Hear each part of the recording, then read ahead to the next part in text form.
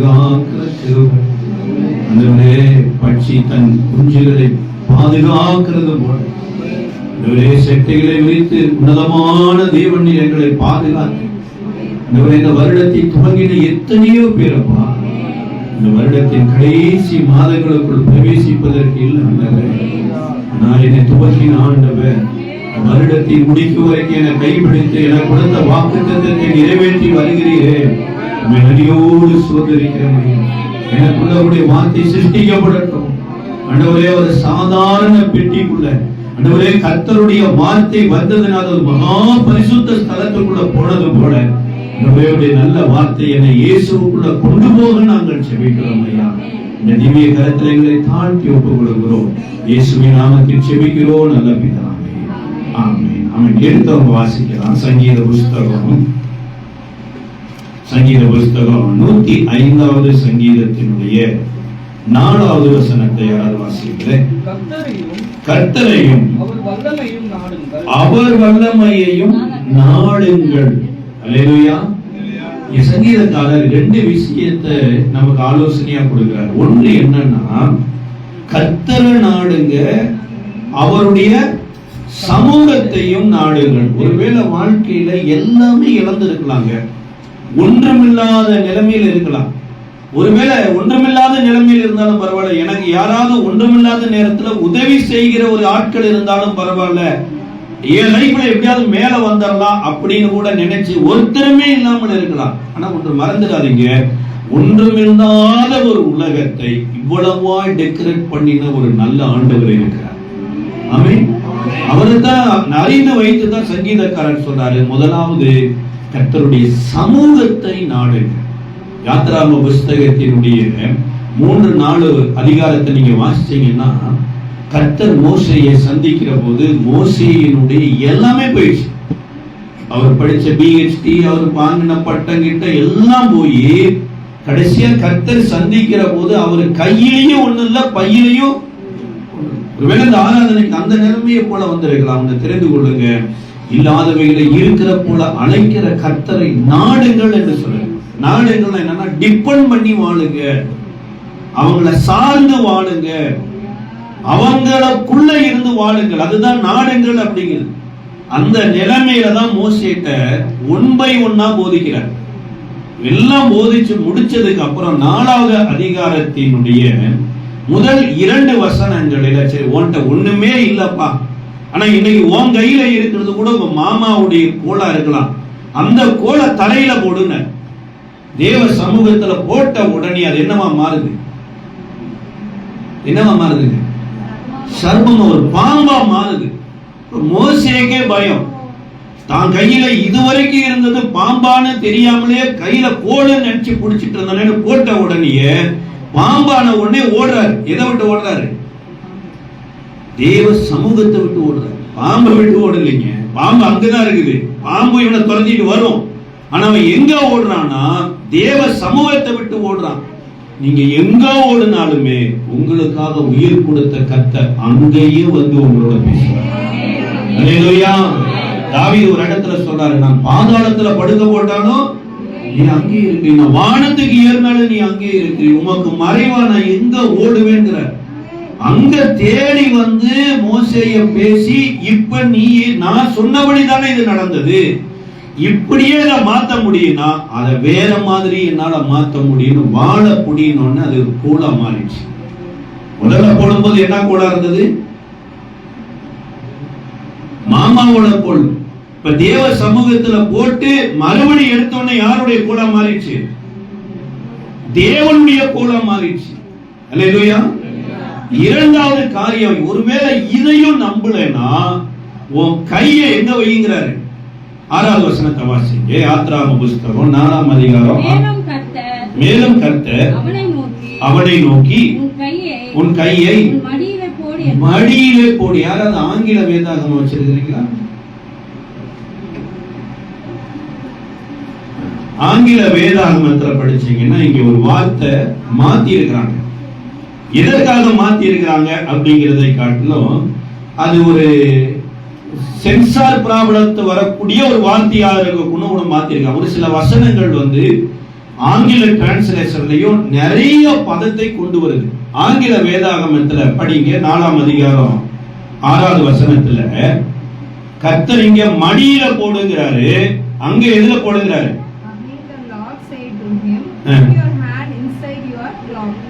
எங்க போடு? இதுலயும் மடியில. ஆனா கேஜேவியில படிச்சீங்கன்னா உன் இருதயத்தில் மார்பில் கை வை அப்படிங்க. எங்க கை வைக்க சொல்றாரு? இருதயத்துல கை வை. ஏன் இருதயத்துல கை வைக்க சொல்றாரு? இந்தி வேதாகமத்துல अपना दाहिने हाथों को छाती पर रखो அப்படின்னு. छातीனா இருதயம். உன் இருதயத்துல மார்புல கை வைனோனே, மார்புல கை வச்சு எடுத்த உடனே என்னவா மாறுது? குஷ்டமா மாறுது. அப்ப தேவ சமூகத்துக்கு வருகிற வரைக்கும் நம்ம இருதயம் எப்படி இருக்குன்னு நமக்கே தெரியாது பாருங்க. இடத்துல எரேமியா தீர்க்கதரிசி சொல்றாரு, எல்லாவற்றை பார்க்கணும் மகா கிறுக்குள்ளதும் கேடு உள்ளது எதுதான்? நம்மளுடைய இருதயம் தான். இயேசுவே சொல்றாரு, ஒரு மனிதனுக்குள்ள வாயில போறதெல்லாம் எங்க போயிருமாமா? ஆசன டாய்லெட்ல போயிரும். மனுஷனுடைய இருதயத்திலிருந்து புறப்படுகிறது தான் மனுஷனை தீட்டுப்படுத்துகிறார்.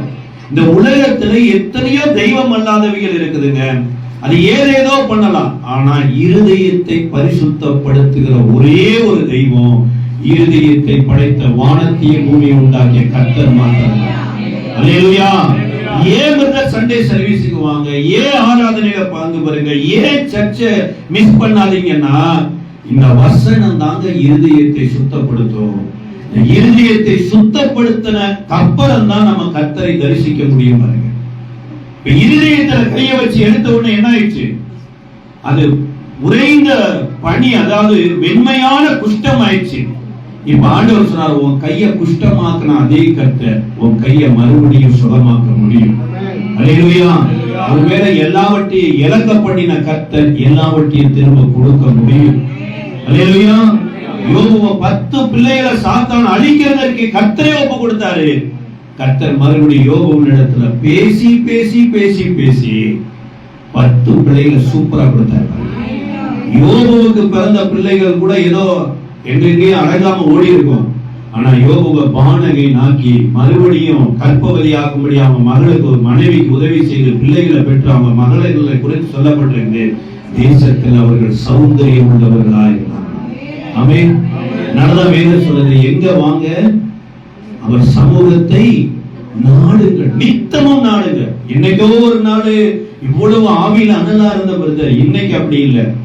என்னைக்கே ஒரு நாள் உங்களை ஆவியில அனலாக்குன கர்த்தர் இன்னைக்கும் ஆவியில அனலாக்க முடியும். அல்லேலூயா. என்னைக்கோ ஒரு நாள் கர்த்தர் உங்களுக்கு உதவி செய்திருப்பார். இன்னைக்கு எல்லாம் இல்ல, இன்னைக்கும் அவர் சமூகத்தை நாடுங்க, இன்னைக்கும் அவருக்கு உங்களுக்கு உதவி செய்யப்படும். ஆமென். இதத்தான் கர்த்தர் அடையாளமா சொல்றார். நீ பார்வோன் இடத்துல போய் இவைகளை பண்ணினேன்னா பார்வோன் உன்னை விடுதலை ஆக்குவான். மோசே அதன் அடிப்படையில பார்வோன் இடத்துல போற. பார்வோன் இடத்துல போய் கர்த்தர் சொன்ன மாதிரியே பார்வோன் இடத்துல கோலை போட்ட உடனே என்னவா மாறுது? பாம்பா மாறுது. இப்ப இவன் பாம்பா மாத்தினது மாத்திரம் மந்திரவாதிகளும் பாம்பா மாத்தினாங்களாம். பார்வோன் கூப்பிட்டாரு, இதை நீதான் செய்வியா? நாங்கெல்லாம் செய்ய மாட்டோமா? கூப்பிடு. எல்லாம் அங்க இருக்கிற ஒரு 10 மந்திரவாதியை கூப்பிடு, ரொம்ப தெளிவான மந்திரவாதியை கூப்பிடு. இவர்னால ஆர்டினரி பாம்பு உருவாக்குனாரு, அவர் எக்ஸ்ட்ராடினரி பாம்பை உருவாக்கி போட்ட உடனேயே மோசேயினுடைய கோல் பாம்பா மாறி அந்த பாம்பு வந்து மந்திரவாதியினுடைய பாம்பெல்லாம் விழுங்கிருச்சு. ஆமென். நீங்க எல்லா பேருக்கு மந்திரம் செய்யணும் அதுல பயம் இருக்குது. நீங்க கர்த்தரை நாடுனீங்கன்னா தேவையில்லாததெல்லாம் உங்களை நாடாதுங்க. நீங்க வெளிச்சத்துல நடந்தீங்கன்னா இருளை குறித்து எண்ணமே வராது. நிறைய நேரம் இயேசுவை அறிகிற அறிவுக்கு பதிலாக எதையோ அறிந்து வைத்திருக்கிறோம். சார், நானாக ஒரு பாம்பு உருவாக்குன சார், எகிப்து தேசத்துல 10 பாம்பு உருவாயிடுச்சு சார், நான் என்ன பண்ணுவேன் சார்னு மோசே பதறல. கர்த்தர் சொல்லி இருக்கிறாரு, அவர் ஏதாவது செய்வார்னு அமைதியா இருந்தா மோசே போட்ட போல் பாம்பு வந்து எல்லாத்தையும் விழுங்கிட்டது. தேவ சமூகத்துல என்ன செய்தாரோ அதவே அங்க செய்தார். வாழை குடிச்சா இப்ப என்னவா மாறிட்டு? கோலா மாறிடுச்சு. அடுத்து ஒரு அடையாளத்தை காமிக்க சொன்னார். என்ன அடையாளம்? 2 அடையாளத்தை காமிக்க சொன்னார். முதல் என்ன அடையாளத்தை? கோலா போட பாம்பா மாத்தினார். அடுத்து என்ன அடையாளத்தை? சார் இப்பதான் நான் சொன்னேன். உன் கையை எங்க வை, இருதயத்துல வச்சு வெளியே காமி, குஷ்டமாகனா அது அவர் என்ன பண்ணல, செய்யவே இல்லை. சில நேரம் தேவ சமூகத்துல எப்படி வாழ்றோமோ அப்படி உலகத்துல வாழாததுனால அந்த இடத்திலும் பலவீனத்துல நமக்கு உதவி செய்யறார் பாருங்க. சில பேர் நம்ம சபையில மாத்திரம் தான் அப்படியே பர்ஃபெக்ட்டா நிக்கிற மாதிரி நிப்போம். வேலை ஸ்தலத்துல வருது, ஸ்கூல் கல்லூரியில வருது, அதோட சண்டே ஸ்கூல் படிக்கும் போது அப்படியே வசனத்தை அப்படியே கக்கிட்டு இருக்கும். கல்லூரி பயிற்சின்னு வைக்கல, அது பிள்ளைக்கு என்ன மலைச்சிடும், ரெக்க மலைச்சோடனே ஸ்லீவ் ட்ரெஸ் போட ஆரம்பிச்சிடும். என்ன அது அப்படி பறக்கணும் நடக்குது. ஏன் சார் சண்டே ஸ்கூல்ல இருந்த போது அப்ப கர்த்தருடைய பிள்ளை, இப்ப கர்த்தர் ஏன் பிள்ளை. நான் என்ன கிறிஸ்துமஸ் டான்ஸ் ஆடுறபடினால ஆண்டவர் என்ன பார்த்து பூரிப்படைகிறாரு. உன்னுடைய ஆட்டத்துல பூரிப்படையில அவரை வாழ்ந்து காண்பிக்கிறது பூரிப்படைகிறார். அல்லேலூயா.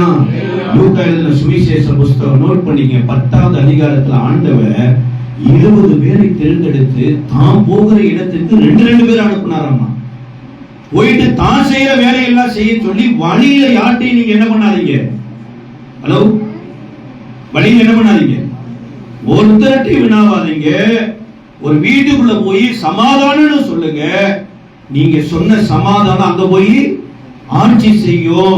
வழியில பைய பண பைய கொண்டு போக வேண்டாம், சாமான் பைய கொண்டு போக வேண்டாம், பாதரட்சியை தொடுத்து கொள்ள வேண்டாம் அப்படின்னு சொல்லி அனுப்பினார் பாருங்க. அப்படியே அவர்கள் போய் அற்புதமா செய்த திரும்பி வந்த போது வேதம் சொல்லுங்க, இயேசு ஆவியின் கனி கொடுத்தார். ஆமென். சர்ச்சில் இருந்து புறப்பட்டு போன புள்ள அடுத்த வாரம் சர்ச்சுக்கு அப்படியே வரணும் பாருங்க. ஆமென். வழியில தேவையில்லாத மக்களோட அது இதுன்னு ஆர்கியூமெண்ட் பண்ணி அது ஒரு கரையம் மாதிரி பாருங்க. கொஞ்சம் கொஞ்சமா ஸ்பிரிச்சுவல் ஸ்ட்ராட்டஜியை அழிச்சிடும். நீங்க எதற்காக ஒரு இடத்திற்கு அனுப்பப்படுகிறீர்களோ அந்த வேலையை செய்கிறது தான் பாருங்க ஆண்டவருக்கு பரிபூர்ணமான சந்தோஷம். ஆமென். ஆமென். இது செய்யவே இல்லை. நீங்க வாசிச்சு பாருங்க. அதுக்கப்புறம் தண்ணியை எடுத்து சொல்லிருப்பாரு, தண்ணியை எடுத்து தரையில ஊத்து தண்ணி ரத்தமா மாறிட்டு இருப்பாரு. ஆமென். இந்த வசனத்தை வாசிச்சு பாருங்க. 4ஆம் அதிகாரத்தினுடைய கீழே 8, 9 வாசிங்க. யாத்திராகமத்துல அப்பொழுது அவர் முந்தின அடையாளத்தை அவர்கள் கண்டு உன்னை நம்பாமலும் செவிகொடாமலும் போனால் பிந்தின அடையாளத்தை கண்டு நம்புவார்கள். 2 அடையாளங்களையும் நம்பாமலும் செவிகொடாமலும் இருப்பார்களானால் அப்பொழுது நீ நதியின் தண்ணீரை மூண்டு எங்க ஊத்து, ஹலோ, தண்ணீர் நதி நைல் நதியில் இருக்கிற தண்ணியை மூண்டு நிலத்துல ஊத்து. நிலம் தான் ரத்தமா மாறும். இந்த நிலத்துல ஊத்துற தண்ணி தான் ரத்தமா மாறும். ஆனா கைய பயன்படுத்தாதனால அந்த இடத்துலயும் மோசையை பயன்படுத்தின ஒரு நல்ல தேவன். சில நேரம் வசனத்துக்கு முழுசா கீழ்ப்படியாம இருந்தாலுமே நமக்கு உதவி செய்கிற ஒரு நல்ல தகப்பனுங்க. ஆமென். நம்ம பிள்ளைகளை ஸ்கூலுக்கு அனுப்புறோம், ஒரு எதிர்பார்ப்போடு அனுப்புறோம். பிள்ளை எல்லாம் கர்த்தரை அறியாத பிள்ளைகளை காட்டிலும் என் பிள்ளை நல்ல மார்க் வாங்கி கர்த்தர் நாமத்தை மகிமைப்படுத்தணும்னு அனுப்புறோம். ஆனா கர்த்தரை அறியாத பிள்ளைகள் கூட ஃபர்ஸ்ட்ல வந்துடுது. நம்ம பிள்ளைங்க பேங்கன்னு பார்த்துட்டு ஏதோ குறைஞ்ச மார்க் வாங்கிட்டு வந்த உடனே நம்ம பிள்ளைங்க வேண்டான்னு சொல்றோமா? உனக்காக நான் உபவாசம் இருந்தம்மா, உனக்காக ஜெபம் பண்ணம்மா, உனக்காக இதெல்லாம் பண்ணம்மா, இனிமேல் பற்றி என் பிள்ளை இல்லைன்னு சொல்றது இல்லை. நீ எவ்வளவு மார்க் வாங்கலையோ கர்த்தர் என் கையில உனக்கு கொடுத்திருக்கிறார் என்று நேசித்து மறுபடியும் அந்த பிள்ளைக்கு உதவி செய்யும். அவர் தாங்க பரம தகப்பன். சில நேரம் வசனத்தின்படி முழுசா வாழாம இருந்தா கூட நம்மளை வெட்கப்படுத்தாமல் காக்கிற ஒரு தேவன். இதனால என்ன வருது? நஷ்டம். ஒரு நஷ்டமுமே இல்லையே அப்படின்னு நினைக்கிறோம். ஒன்னு தெரிந்து கொள்ளுங்க, நீங்க சாட்சியை மிஸ் பண்ணும்போது அந்த இடத்துல ஆண்டவர் உதவி செய்யறார். 17வது அதிகாரத்துல யோசுவாவின் இடத்துல சொல்றாரு, நீ அமலேக்கியரோட போய் யுத்தம் பண்ணு, நான் தேவனுடைய கோலை பிடித்து கொண்டு எங்க இருப்பேன், அவர் சமூகத்துல நிற்பேன். உடனே மோசேயின் வார்த்தையை நம்பி யோசுவா யுத்தத்துக்கு போயிட்டார். இப்ப கைய பிடிச்சிட்டு என்ன பண்ண முடியல, நிக்க முடியல. மோசேயினுடைய கை என்ன பண்ணுது, அசைந்து தளர்ந்து போயிட்டு. இந்த தளர்ச்சிக்கு காரணம் என்னன்னா, நீ செய்ய வேண்டிய இடத்துல கர்த்தருடைய வார்த்தையின்படி செய்திருந்தீங்கன்னா இன்னொரு மனுஷனுடைய உதவி உனக்கு தேவைப்பட்டிருக்க. சில பேர் சொல்லுவாங்க, சொல்லுவாங்க, எல்லா மனுஷனும் பலவீனம் தான் பிரதர். மோசேயினுடைய பலவீனத்தை மோசே சொல்றார், வாசிங்க உபாகமம் புஸ்தகம் 34ஆம் அதிகாரம் 7வது வசனத்துல. உபாகமம் 34ஆம் அதிகாரம் 7வது வசனத்தை வாசிங்க.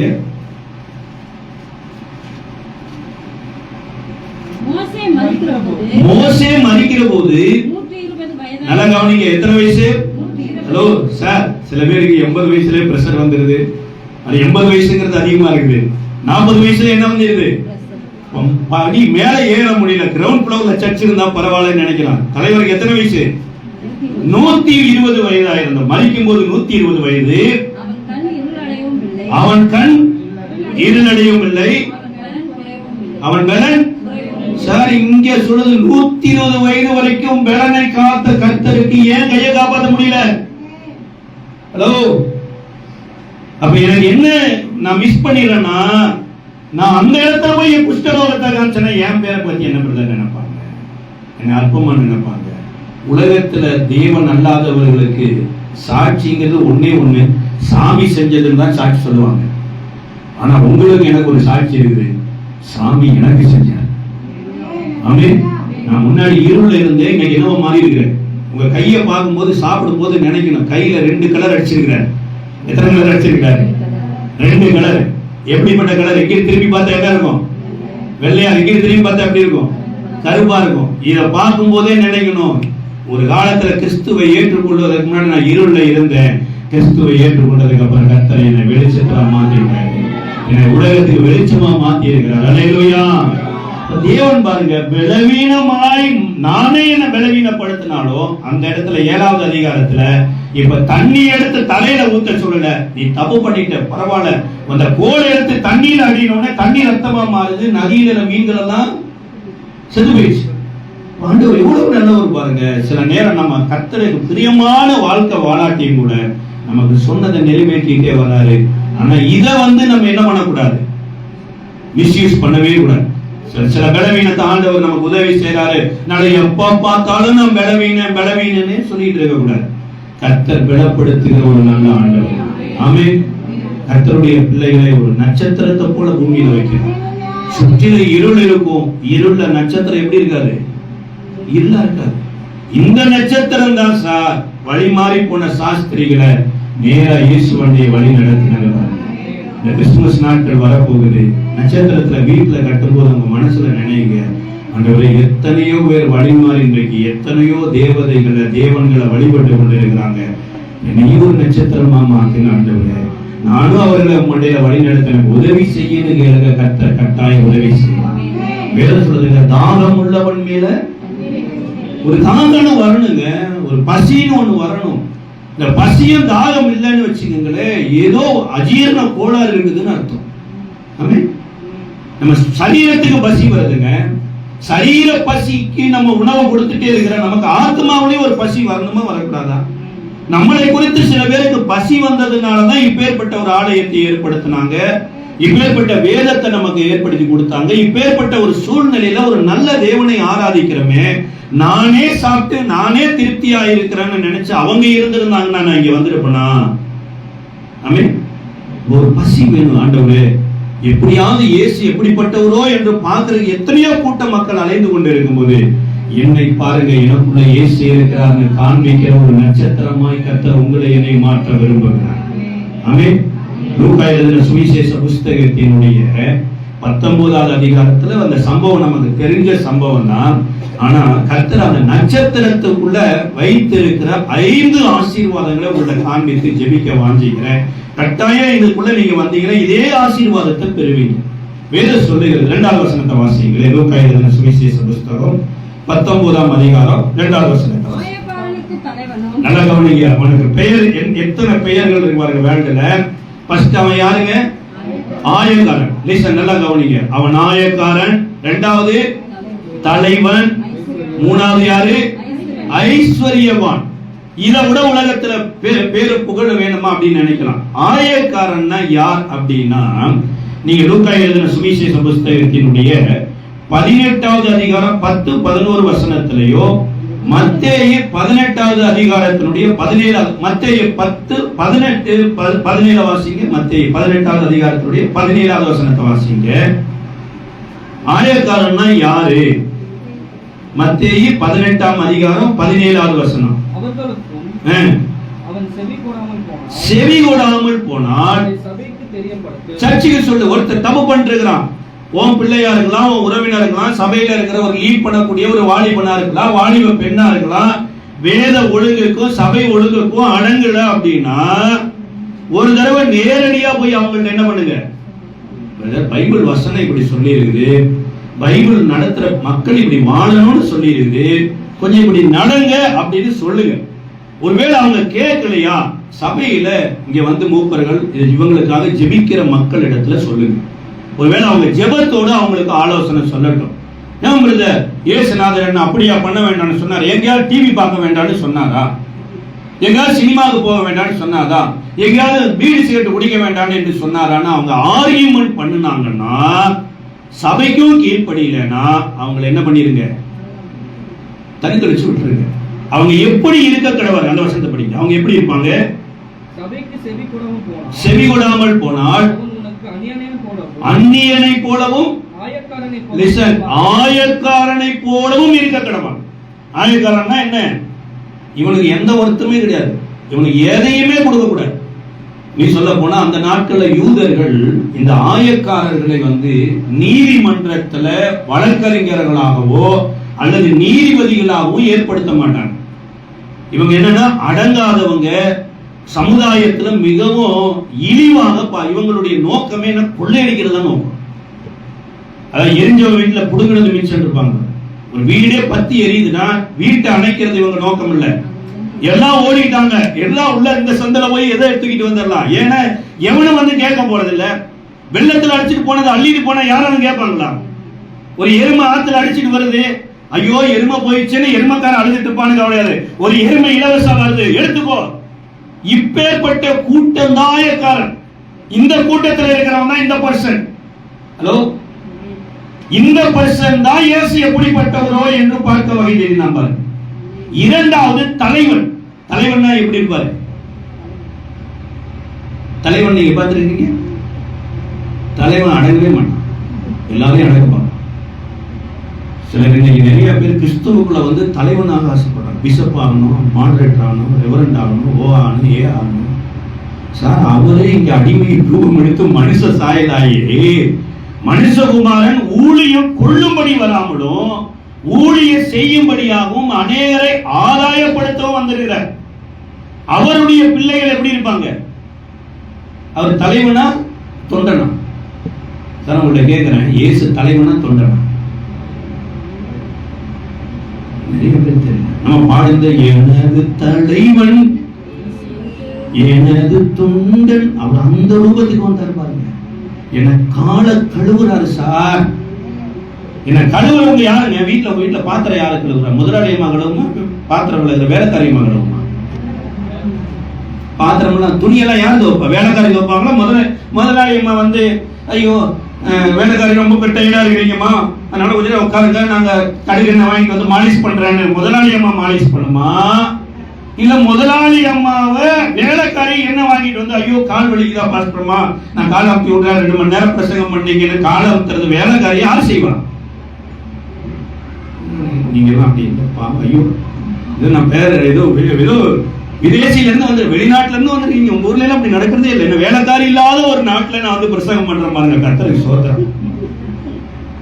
சார், அவர் ஒரு வேலைக்காரனை போல ஒரு அடிமையை போல என் பாவத்தை கழுவுறாரு சார், என் மீறுதலை கழுவுறாரு சார், நான் சேத்துல கடந்த என்னை தூக்கி எடுத்து என்னை சுத்தப்படுத்தி அந்த லெவலுக்கு கொடுக்கிற நல்ல ஒரு வேலைக்காரனா இருக்கிற கரங்களை தட்டி கட்டுறான். அவரை நான் எந்த லெவலுக்கு கொண்டு போயிட்டேன்? எஜமானனா கொண்டு போய் இப்ப நானே எஜமானனா போல நடக்கிறேன். நான் வெளியில இருந்த போது கூட பயபக்தியோட உள்ள வந்த சார், சர்ச்சுக்குள்ள வரும்போது பாஸ்டர்மான பயபக்தியோட பாஸ்டரையாண்டு வந்த 2 பாட்டு பாட தெரிஞ்சது, 2 ஆராதனை பண்ண தெரிஞ்சது, 2 பிரசங்கம் பண்ண தெரிஞ்சது. ஏசுநாதரே ஏன்டா சார் பைபிள் காலேஜ் படிச்சாரு. ஹலோ, இன்னும் அவ்வளவு பெரிய லெவலுக்கு வந்துட்ட தலைவர். நம்ம நாட்டில் எத்தனையோ பேர் தலைவராகணும் வீட்டுக்குள்ளே உட்காந்துருக்கிறாங்க பாருங்க. அந்த கூட்டத்தில் வந்திருக்கிற நம்ம. அதாவது என்னன்னா, ஒரு கல்லறையில இருந்து, இந்து கல்லறையில இருந்து ஒரு பணத்தை தூக்குனாங்க சார். அந்த பணத்தை கொண்டு வந்து எந்த கல்லறையில வச்சாங்க? கிறிஸ்தவ கல்லறையில வச்சாங்க. கல்லறை தான் மாறி இருக்குதே தவிர பணத்துக்கு ஒரு மாற்றமும் இல்லை. அதே மாதிரிதான் இந்து மதத்துல இருந்த சார் இன்னைக்கு கிறிஸ்தவ மதத்துக்குள்ள வந்துட்டேன் சார். உள்ள ஒண்ணுமே இல்லை. தாழ்மையா எங்களுக்கு தெரியும். பாஸ்டர் ஜெபம் பண்ணித்தான் எங்களுக்கு ஏதாவது வரப்போதா? எங்க ஜெபத்தை ஆண்டவரே கேட்பார். சரி கேளுங்க. சில நேரம் போதனையில் அடங்காதது வேதனையில் தான் அடங்குவார். ஆமென். நீ தப்பா நினைக்காதீங்க. இந்த கேரக்டர் இயேசுனுடைய கேரக்டர் கிடையாது. அவரு சீசருடைய கால கடவுளுக்கு மாத்திரம் இல்லைங்க. யோவான் ஸ்நானகன் ஞானஸ்தானம் கொடுக்கிற போது யாரெல்லாம் ஞானஸ்தானம் எடுக்க வந்தாங்க தெரியுங்களா? பாவிகள் வந்தாங்க, ஆயக்காரர்கள் வந்தாங்க, போர் சேவகர்கள் வந்தாங்க. இந்த லிஸ்ட்ல போயிட்டாருங்க அவரு. போய் அவரு யோவான் ஸ்நானகர்கிட்ட மூழ்கி ஞானஸ்தானம், யோவான் ஸ்நானகனே சொல்றாரு, ஐயோ கர்த்தாவே இது என்ன அநியாயம், நான் ஓண்ட ஞானஸ்தானம் எடுக்க வேண்டி இருக்கும் போது நீ எனக்கு என்ன பண்றீங்க? ஆண்டவர் சொல்றாரு, இப்படி எல்லா நீதியையும் நிறைவேற்றுவது கர்த்தருக்கு பிரியமா இருக்கு. நீங்க யாரை பிரியப்படுத்த சபைக்கு வர்றீங்க? இவனுக்கு உலகம் கொடுத்த பேர் என்ன பேர் சார்? லீடர், தலைவன். அடுத்த பேர் என்ன பேர் கொடுக்குது? ஐஸ்வர்யவான். ஐஸ்வர்யவான்னா காசை வச்சு எதை வேணாலும் பண்ணிடலாம் சார் ஒரு இறுதியும். காணிக்கை கொடுத்தா எது வேணாலும் நடந்துரும். அப்போஸ்தல சபையில காணிக்கையில வேலை இல்லை சார், கர்த்தருடைய ஆவிதான் வேலை செய்யும். ஒரு மாயவித்தக்காரன் பேதுருவினிடத்துல காசை கொடுத்து, நீ எப்படி ஒவ்வொருத்தர் தலைமையில கை வைக்கும் போது பரிசுத்த ஆவி வருதோ அது மாதிரி நான் காசு கொடுக்குறேன், எல்லாரும் மேலே கை வைக்கும் போது எனக்கு இது என்ன, இந்த மேஜிக் எனக்கு என்ன பண்ணி கொடு. இது மேஜிக் இல்ல சார், மறுரூபம் மாத்துகிற ஒரு செயல். அல்லேலூயா. இந்த கேரக்டர் தான். அடுத்து இவன் எப்பேற்பட்டவன்? இன்னும் ஒரு 2 பேர் இருக்குது பாருங்களேன், கீழே வாசிங்க. எப்படிப்பட்டவர் என்று பார்க்க வகை தேடி. அவன் யாரு?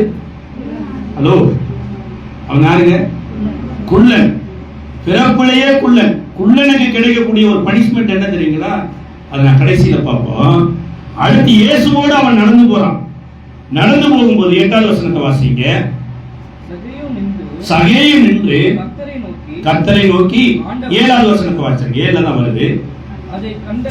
அதை கண்ட யாவரும் இவர் யாருங்க சார்? இவர் பாவி இல்ல, இவர் பாவியான மனுஷனோடு நடந்து போறார். அப்ப யாரு பாவி? சொல்ல மாட்டீங்க.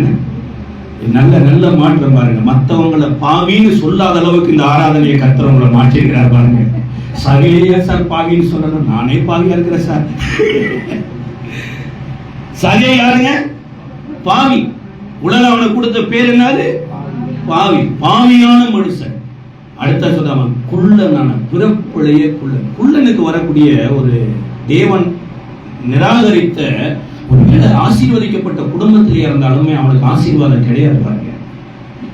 கொடுத்து நம்ம பார்க்கணும். இப்ப ஆயக்காரனாய் இருந்த இந்த சகைவர் கர்த்தர் ஆபிரகாமின் குமாரனா மாற்றார். ஆமென். ஹலோ, 9வது வசனத்தை வாசிங்க. இயேசு அவனை நோக்கி, இன்னைக்கு இந்த வீட்டிற்கு ரட்சிப்பு வந்தது, இவனும் ஆபிரகாமுக்கு குமாரனாய் இருக்கிறானே. அல்லேலூயா.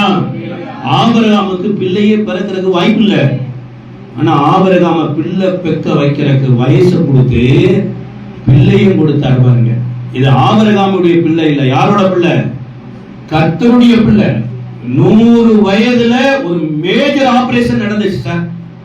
என்ன ஆபரேஷன் நடந்தது? ஆதாமுக்கு ஒரு ஆபரேஷன் நடந்ததுங்க. இங்க ஆபிரகாமுக்கு ஒரு ஆபரேஷன் நடந்தது.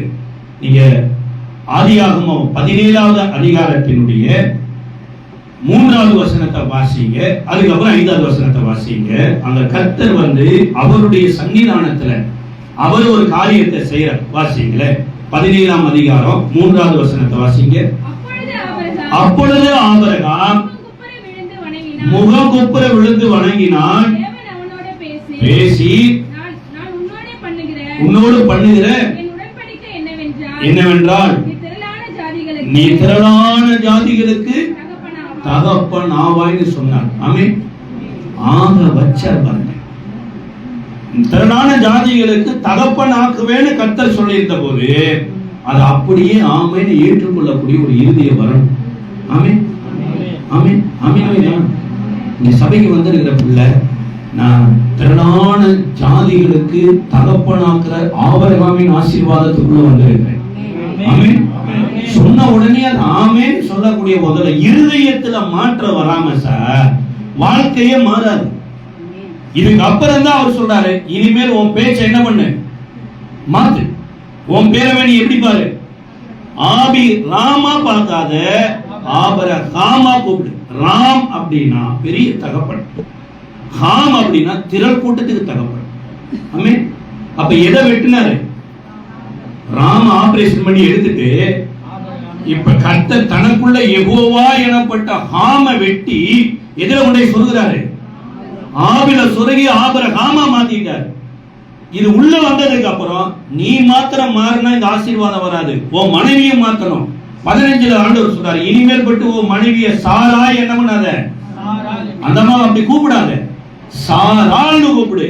ஏல் எலோகிங்கிற எல்ல வெட்டி ராயங்கிற சாராய வெட்டி தூக்கி இங்க ஒரு மேஜர் ஆபரேஷன் நடக்குது.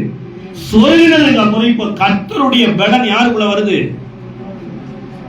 சார் நான் சாப்பிட்டு எவ்வளவு நாள் இருக்குன்னு நினைக்கிறீங்க? ஐயோ மனைவி நான் சாப்பிட்டு என்னையோட 31 days ஆச்சு. சாப்பிட்டேன்.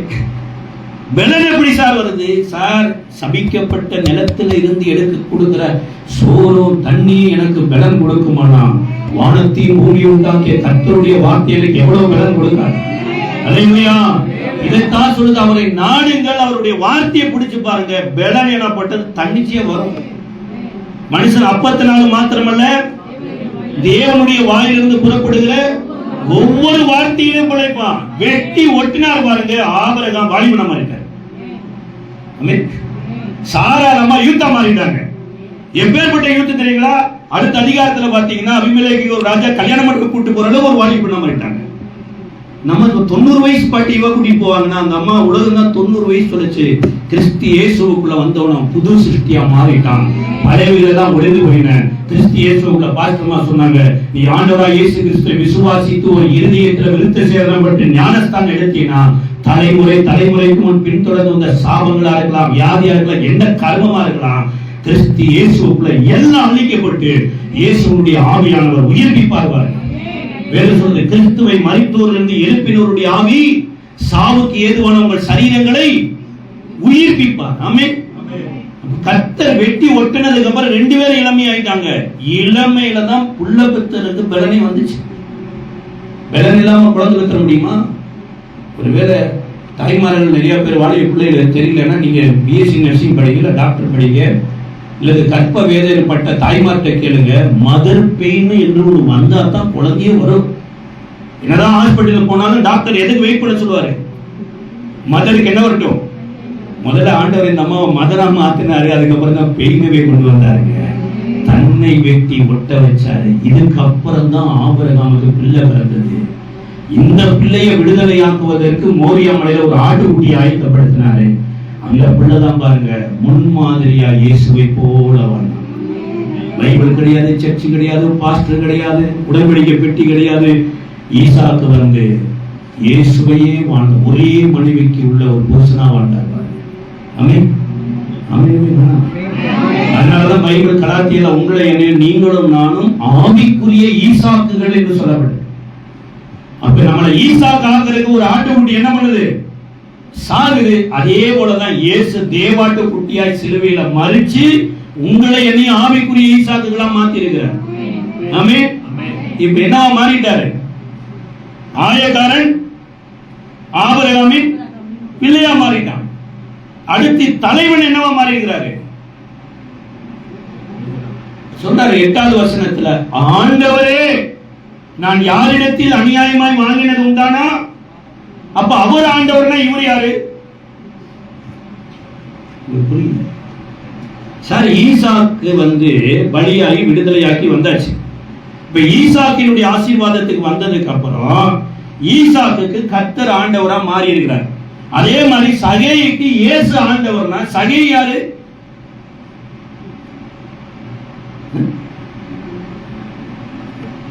நீங்க ஆண்டவர்கிட்ட தான் வந்திருக்கீங்களா இல்ல ஆண்டவரா வந்திருக்கீங்களா? புரியல. நான் கண்ணாடி போட்டு பாப்பா, ஆண்டவர்கிட்ட தான் வந்திருக்கிறோமா ஆண்டவரா வந்திருக்கோமா?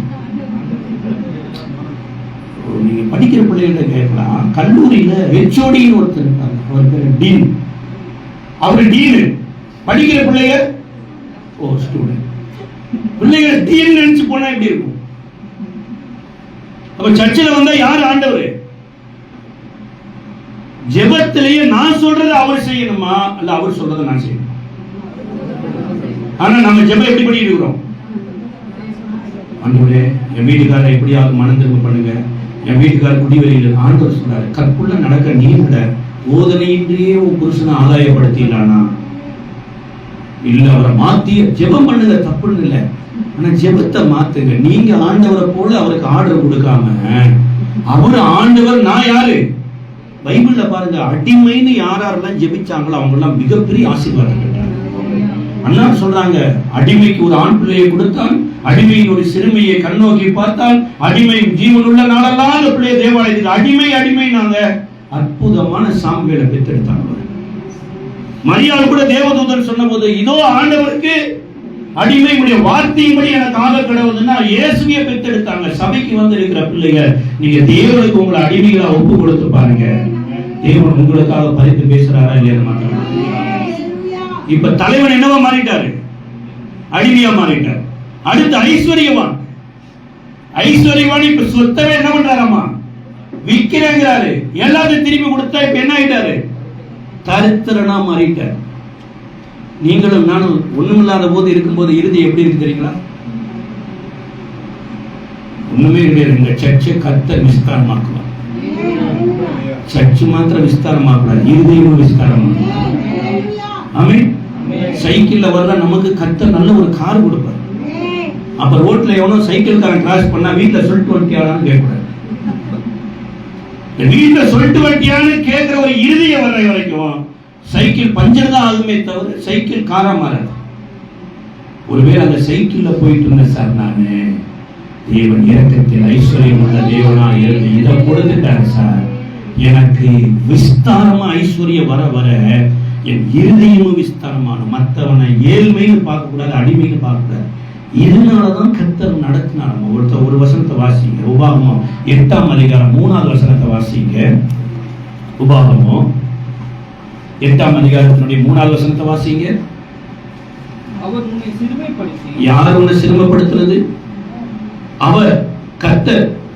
உபாகமம் புஸ்தகம் 8ஆம் அதிகாரம் 3வது. அவர் உன்னை சிறுமைப்படுத்தி உன்னை பசியினால் வருத்தி, மனுஷன் அப்பத்தினால் மாத்திரமல்ல கர்த்தருடைய வாயிலிருந்து புறப்படுகிற ஒவ்வொரு வார்த்தையினாலும் இளைப்பான் என்பதும் உனக்கு உணர்த்தும்படிக்கும் நீயும் உன் பிதாக்களும் அறியாத மன்னாவினாலே உன்னை போஷித்தார்.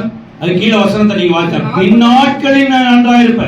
எப்படி எப்படி பின்னாட்கள் எப்படி இருப்ப? நல்லா இருப்ப. நல்லா இருக்குது எதுக்காக? பின்னாடி உனக்கு வைக்கிறதுக்கு இங்கே பயிற்சி கொடுக்குறாருன்னா, நீ நல்லா இருக்கும்போது இன்னைக்கு நீ கஷ்டப்பட்ட மாதிரி ஒருத்தவன்ட்ட வருவான். அன்னைக்கு நான் எப்படி உனக்கு கடவுளாக இருந்து உதவி செய்தனோ அதே போல அவனுக்கு நீ கடவுளாக இருந்து உதவி செய்யும் போது உலகம் அறிந்து கொள்ளும் இஸ்ரவேலின் தேவனே மெய்யான தேவன். அல்லேலூயா.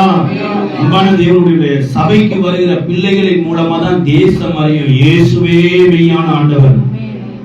அவங்களுக்கு தேசத்தை கொடுத்தாரு, வீட்டை கொடுத்தாரு, கிணத்தை கொடுத்தாரு, எல்லாம் கொடுத்துட்டு சொன்னாரு, சில காலங்கள் இந்த தேசத்துல நீ வாட்டுக்கு விதைச்சு விட்டு அறுக்க போகாத, ஏழைகளும் பரதேசிகளும் விதவைகளும் சாப்பிட்டுங்க. நம்ம சாப்பிட்டதுக்கு அப்புறம் கூட கை கழுவாம எதை வரட்ட மாட்டோமாமா? ஏன்? கையில இருக்கிற சாப்பாடு காக்காவுக்கு போயிடும். ஐயோ, இது கர்த்தர் அடியேனை நினைத்தருளி கொடுத்தது. அவரு சொல்றாரு, நீ விதைச்சு விடு. 6 வருஷம் தோட்டத்தை விதைக்கிறதாமா சார். 7வது வருஷம் தோட்டத்தை சும்மா விடுனா 1 வருஷம் சும்மா இருக்க முடியுமா? ஒரு நாளை சர்ச்சுக்கு சும்மா இருக்க முடிய மாட்டேங்குது. ஞாயிற்றுக்கிழமை ஐயோ அதுல ஒரு வருமானம் வந்துருமே. பணம்னு சம்பாதிச்சீங்கன்னா ஆத்துமா பணத்தை டேஸ்டே பண்ண. பணம் வேணா உலகத்துல பேரு புகழுமா இருக்க, பணம் தேவைதான். ஆனா ஆத்மா அறிவில்லாமல் பணத்தை சம்பாதிச்சோம்னா கடைசியா இயேசுவை வேதனைப்படுத்தி விட்டேன் என்று பணத்தை கையில் வைத்திருந்த யூதாசை நமக்கு மாதிரியா வச்சு போயிட்டார். நீங்க இந்த தயாள குணம் எனப்பட்டது கொடுக்கணும் பாருங்க. பாஸ்டர்மா சொன்னாங்க பாருங்க, கிறிஸ்துமஸ் வரப்போகுது, எல்லாமே நம்ம தான். சில பேர் சொன்னாங்க எப்படி விடுதல் செய்யணும், நாங்களே கஷ்டத்தில் இருக்கிறோம், சரி செய்யவே வேண்டாம். இன்னைக்கு கூட ஒரு விஷயத்தை சொன்னேன், ஒரு ப்ரேயர் மீட்டிங்க்கு ஒருத்தர் வாங்கன்னா வரமாட்டேங்கிற. ஏன் வரமாட்டேற? வேலை வேலை பிரச்சனை. அவங்க ஊர்ல யாரோ ஒருத்தர் செத்து போயிட்டாங்கன்னா வேலையை பிரேக் பண்ணிட்டு வேற போறாரு சார், லீவ் போட்டு. ஒரு பணத்துக்கு கொடுக்குற மதிப்பு கூட தேவனுக்கு கொடுக்கறது கிடையாது. நீ சாக்ரிஃபைஸ் பண்ணி பாருங்கல்ல, இதுல பலன் அடையிலே அங்கேயான மாத்திரம் தான். கர்த்தருக்கு கொடுக்கிற போது கர்த்தர் ஒரு நாள் வெட்கப்படுத்தி விட மாட்டார். நாளத்தனையா கொடுத்த உடனே எல்லாம் யோசிச்சு பாருங்க. இந்த சகையை நாளத்தனையா கொடுக்கறேன்னு சொல்லி கொடுத்துட்டாருன்னு வைக்கல. கொடுத்ததுக்கு அப்புறம் அவர் ஆபீஸுக்கு போறாரு. ஆபீஸ்ல சிகரெட் டப்பா இருக்குது. என்ன டப்பா இருக்குது? சிகரெட். ஏன்னா ஒரு பெரிய லீடர், அவர் மன நிம்மதி இல்லைன்னு என்ன சாப்பிட்றாரு? சிகரெட் டப்பா போடுறாரு.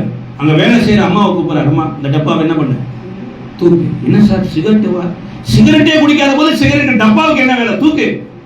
வேலைக்கார மாட்ட போட்டேன், அம்மா உனக்கு வந்து 2 அமௌண்ட்டை நான் ஏதோ மிஸ்யூஸ் பண்ண மாதிரி தெரியுது, 2000 ரூபா உனக்கு இன்னைக்கு என்ன பண்ண போறேன்? அந்த 2000 4000 10,000 வச்சுக்கோமான்னு அந்த அம்மா என்ன பண்ண? என்னடா இந்த மனுஷன் லூசு முடிச்சுச்சா? எல்லாத்தையும் போய் சொல்லி கேட்டீங்களா? சகை சார் என்ன பண்றாரு? இப்ப 10,000 ரூபாய் கொடுத்தாரு. ஏன்னா எனக்கு வந்து 2000 ரூபாய் அவர் சாப்பிட்டாராமா. ஐயோ எனக்கு வந்தது எல்லாம் போக 10,000 வாங்கிட்டு போகும்போது சகை என்ன ஆச்சு உங்களுக்கு? இயேசுன்னு ஒருத்தர் வந்தாருங்க. சந்தோஷம்னாலும் இதுலதான் சந்தோஷம் நினைச்சேன். சந்தோஷத்துக்கு மகிழ்ச்சிக்கு 2 வித்தியாசம் இருக்கு. ஹலோ, சந்தோஷம் எங்க வரும்? சந்தோஷம் வந்து பைபிள்ல, நம்ம தமிழ் பைபிள்ல அப்படியே போட்டாங்க, கர்த்தருக்குள் சந்தோஷமா இல்லை. சந்தோஷம்னா 1,00,000 ரூபாய் லாட்டரி அடிச்சிச்சுன்னா என்ன பண்ணுவோம்? வா சூப்பர், அரசு வேலை கிடைச்சிருச்சு சார், ஒரு வேலை 500 ரூபாய் ரோட்டு கீழே கிடந்துச்சு சார். இது எவ்வளவு நாள்? 500 ரூபாய் செலவு பண்ற வரைக்கும். அதுக்கப்புறம் இதுதான் சந்தோஷம். இந்த சகையை நினைச்சான், ஏமாத்தி வாங்கியாச்சு 2000 ரூபாய், அவ்வளவு அவளுக்கே தெரியாம வாங்கிட்டோம், சந்தோஷமா செலவு பண்ணி சரக்கு அடிச்சுட்டு இருந்தாரு. இப்ப இயேசுக்குள்ள வந்ததுக்கு அப்புறம் சந்தோஷம் அழிஞ்சு மகிழ்ச்சி வந்துச்சு பாருங்க. உள்ளத்துல சொல்லி முடியாத ஒரு பூரிப்பு. அப்பா அப்பா அப்பா எப்பேற்பட்ட பூரிப்பு கொடுத்துட்டாரு தெரியுங்களா? இந்த மகிழ்ச்சி எல்லையே மீறி போயிடுச்சு. இதுக்கு அப்புறம் தான் சொன்னானே எல்லாரையும் கொடுக்கிற போது இப்ப என்ன பண்ணிருப்பாங்க? ஐயோ சகிவே, நீங்க இயேசுக்குள்ள வந்துட்டீங்க, எனக்கு இந்த பணம் எல்லாம் வேண்டாம், நீங்க வச்சுங்கன்னு திரும்பி கொடுத்துருப்பாங்க. ஆமென். நீங்க கொடுக்கணும்னு இன்னைக்கு ஒரு தீர்மானம் எடுங்க. அடுத்தவங்க வீட்டு பொருள் உங்க வீட்டுல இருந்தா வீட்டுல செக் பண்ணி பாருங்க.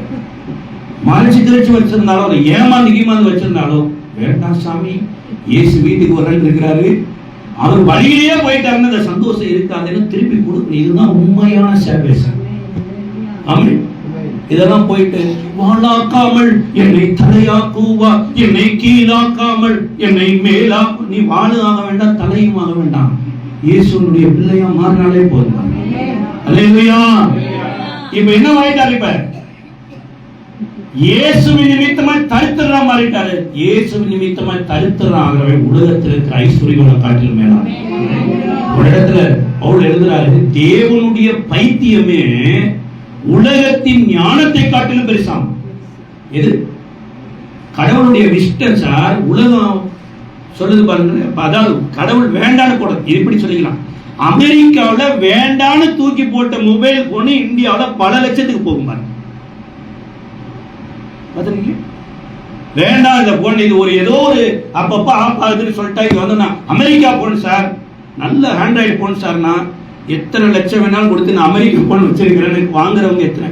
இது கூட பரவாயில்லைங்க.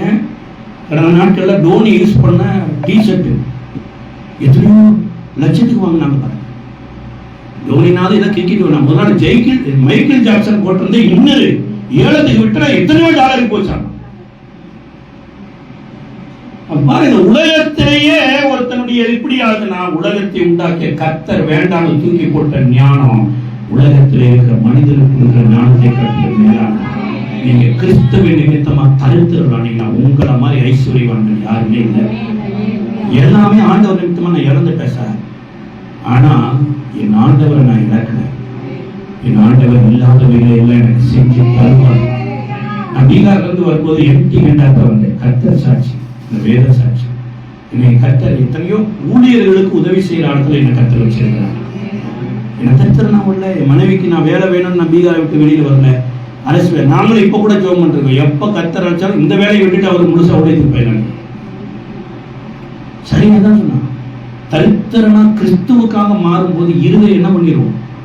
நீங்க உண்மையா வச்சு பாருங்க. கொஞ்சம் காசு இருக்கும்போது நம்ம இருதயம் எப்படி இருக்குது, ஒன்றுமில்லாத போது நம்ம இருதயம் எப்படி இருக்கு.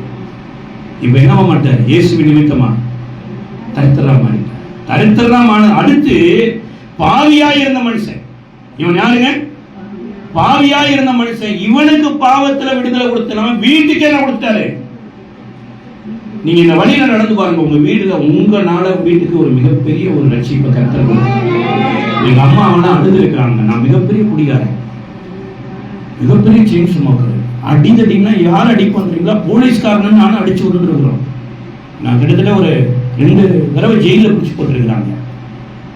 இப்பேற்பட்ட மோசமா இருந்த என்ன எப்படியாவது ஆண்டவர் சந்திக்கணுமே. எங்க அம்மா சபையில ஜெபிக்க தெரியாது, படிப்பற்றவங்க தான் வந்து அழுவாங்க.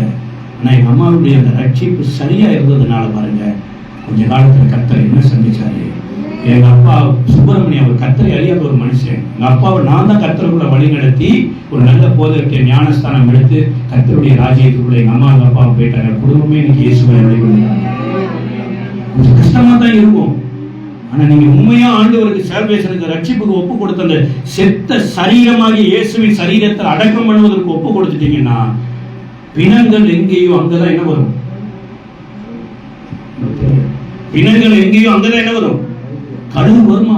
இயேசுவே சொல்றார், இயேசுவோடு அவமானத்தை சகித்தீனா, இயேசுவோடு நிந்தையை சகித்தீனா, இயேசுவோடு சகிப்பு தன்மைக்குள்ள வந்தீனா இந்த பரிசுத்த ஆவியானவர் அந்த இடத்துல உன்னை உயர்த்துவார். உலகமே ஆச்சரியப்படத்தக்க விதத்துல கர்த்தர் உனக்குள்ள இருக்கிறார் என்று சொல்ல வைப்பார். கடைசியா இவன் குள்ளனுக்கெல்லாம் ஒருவேளை வேற சொல்ல நீங்க வாசிங்கன்னா தெரியும். வாசிங்களே, லேவி ராமத்தின் புஸ்தகம் 21ஆம் அதிகாரம் 17 இருந்து 20 வரைக்கும் வாசிங்களே. லேவி ராமம் 21ஆம் அதிகாரத்தினுடைய 17 இருந்து 20 வரைக்கும் கொஞ்சம் குயிக்கா. நீ ஆரோனோடு சொல்ல வேண்டியது என்னவென்றால், நல்ல கவனிங்க, நீ ஆரோனோடு சொல்ல வேண்டியது என்னவென்றால், உனக்கு பிறகுற பிள்ளைகளுக்குள்ள அங்கவீனம் உள்ளவன். நல்ல கவனிங்க, அங்கவீனம்னா தெரியும், கை கால் ஏதாவது ஒரு சூம்பினம் உள்ளவங்க. அங்கவீனம் உள்ளவனோ தலைமுறை தோறும் தேவனுடைய அப்பத்தை செலுத்தும்படி சேரலாகாது. அங்கவீனம் உள்ள ஒருவனும் அணிதலாகாது. நல்ல கவனிங்க, குருடனானாலும் சப்பானியானாலும்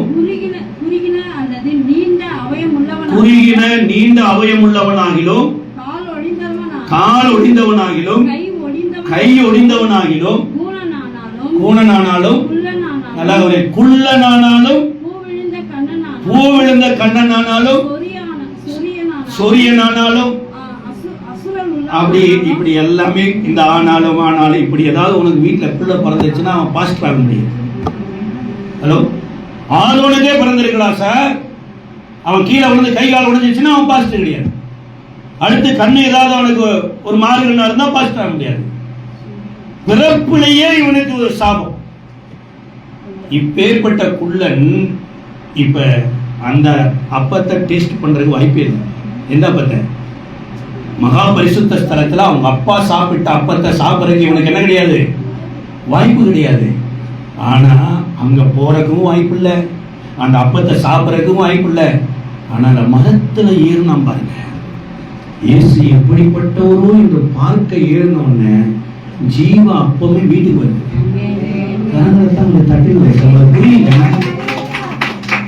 தேவ சமூகத்தை அப்பம் வந்து இவனுக்கு கிடைக்கல. இன்னைக்கு தேவ சமூகத்தை அப்பமே எங்க வருது?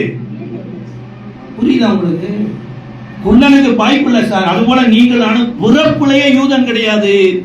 இந்த 5 கேரக்டரும் நமக்குள்ளே இருக்குது. ஆனா எதுல ஏறணும்? மரத்துல ஏறணும். இப்ப இயேசு அவர் மரத்துல ஏறிட்டு அவருடைய ஸ்தானத்தை உங்களுக்கு எனக்கு கொடுத்தார். இவன் மரத்துல இறங்கினது பெருசு இல்லைங்க, இவனுக்காகவும் மரத்துல ஏறினார். கலாத்தியர் 3ஆம் அதிகாரம் 13-14 சொல்லுகிறது, மரத்திலே தூக்கப்பட்ட எவனும் சபிக்கப்பட்டவன் என்று சொல்லி இருக்கிறபடி கிறிஸ்து நமக்காக சாபமாகி நியாயப்பிரமாணத்தின் சாபத்துக்கு நீங்களாக்கி ஆபிரகாமுக்கு உண்டான ஆசீர்வாதத்தை கிறிஸ்து இயேசுவினாலும் நீங்களாலும் பெரும்படியாகவும் ஆவியை குறித்து சொல்லப்பட்ட வாக்குத்தத்தத்தை விசுவாசத்தினால் பெரும்படியாகவும் இப்படி ஆயிற்று. இதுதான் கிவ் அண்ட் டேக் பாலிசி. என்ன பாலிசி அப்படின்னு? என்ன போட்டு என்னத்தை போட்டு என்னத்தை வாங்கினாரு? அவரு என்னத்தை போட்டாரு? இயேசுவ பூமியில போட்டு உங்களை என்னையும் இயேசுவ வாங்கிட்டாரு. இப்ப நீங்க உங்களை இயேசுக்குள்ள போட்டீங்கன்னா மரத்துல அவரு ஏறிடுவாரு, மகிமையில நீங்க ஏறிடுவீங்க. ஆமென்.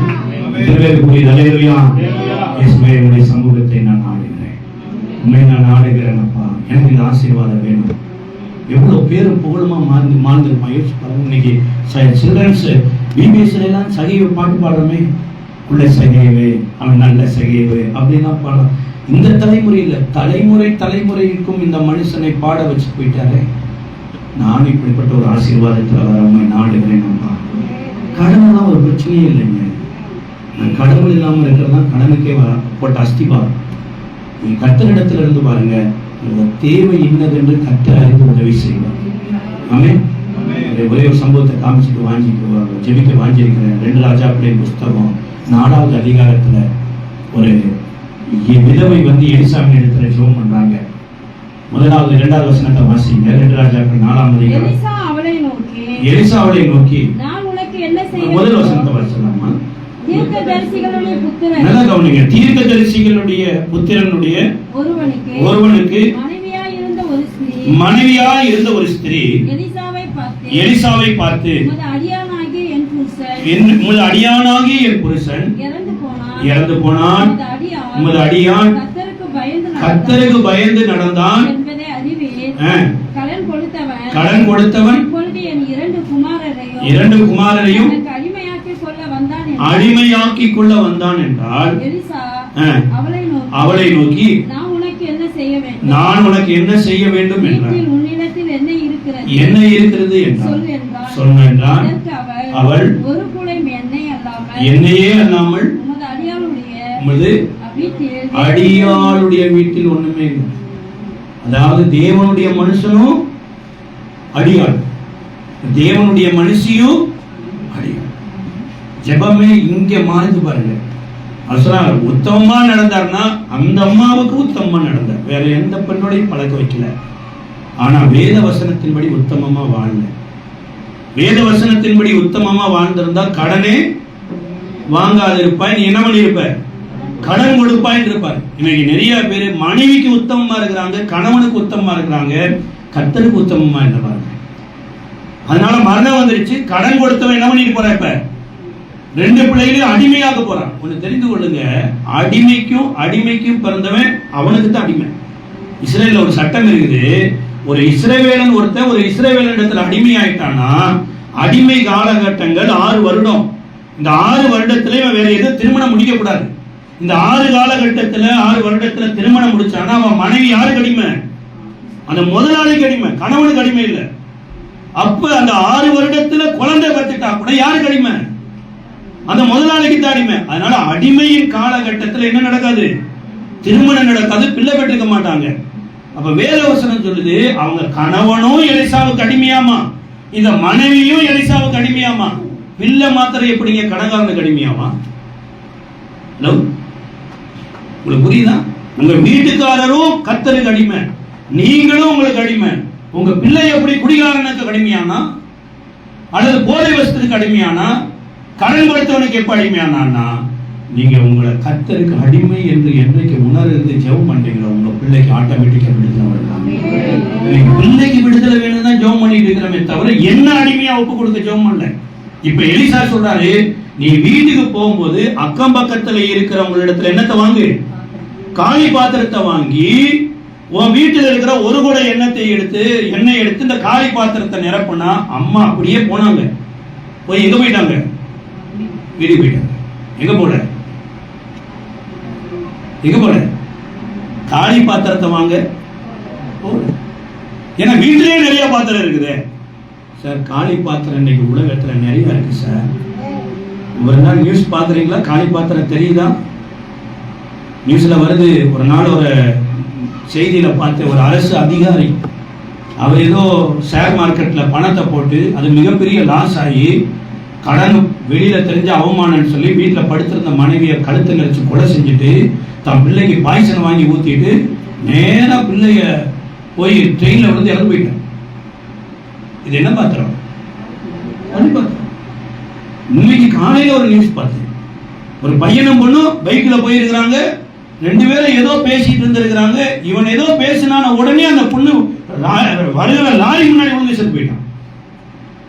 காலி பாத்திரம் தெரியுதா? எனக்காக ஒரு சபை இருக்குது சார்.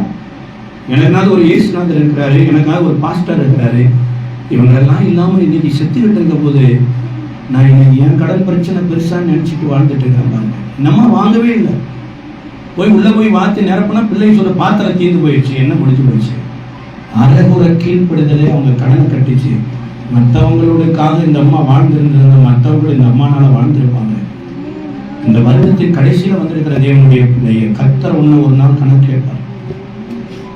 உன்னுடைய ரட்சிப்பு கல்வாரி சிலுவையில இவ்வளவு வேதனைப்பட்ட நானு, மற்றவருடைய ரட்சிப்புக்கு நீ எவ்வளவு பிரயாசப்பட்ட, எத்தனை ஆத்ம ஆதாயம் செய்த, இந்த கையே உன்கிட்ட பேசும். அந்த 5 உங்க மனசுல வச்சு கொடுங்க. முதலாவது அவன் எப்படி இருந்தான்? ஆயக்காரனா இருந்தான். 2வது எப்படி இருந்தான்?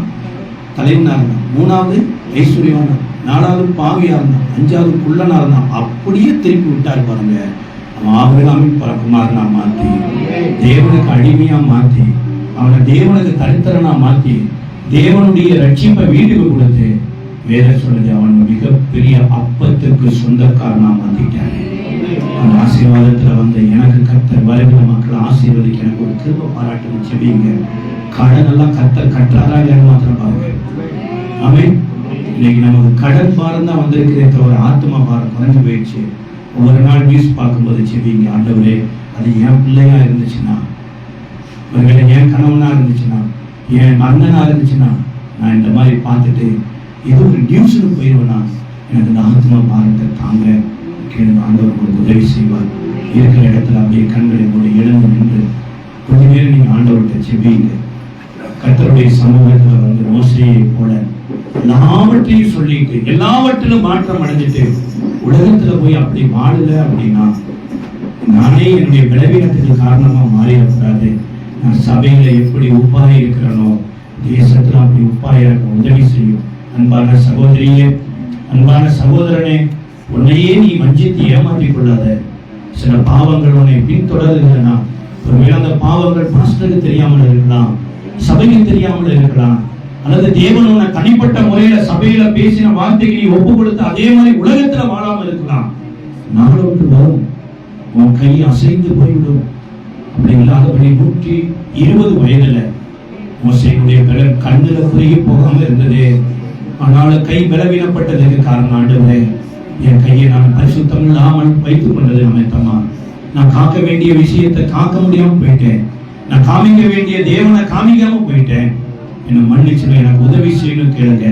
கர்த்தர் உங்கள் ஆத்மாவை உயிர்ப்பிப்பார். தேவன் உயிர்ப்பிக்கிற வேலைங்க உங்க இருதயத்துக்குள்ள அசைவாடி உங்களுக்குள்ள அவர் வந்து உங்களை பிரகாசிப்பிக்க பண்ணுகிற ஒரு நல்ல தேவன். உங்களுக்குள்ள வர வர ஆட்டோமேட்டிக்கா அவருக்குரிய வித்து உங்களை உயிர்ப்பிக்கும் சொல்லப்பட்டது.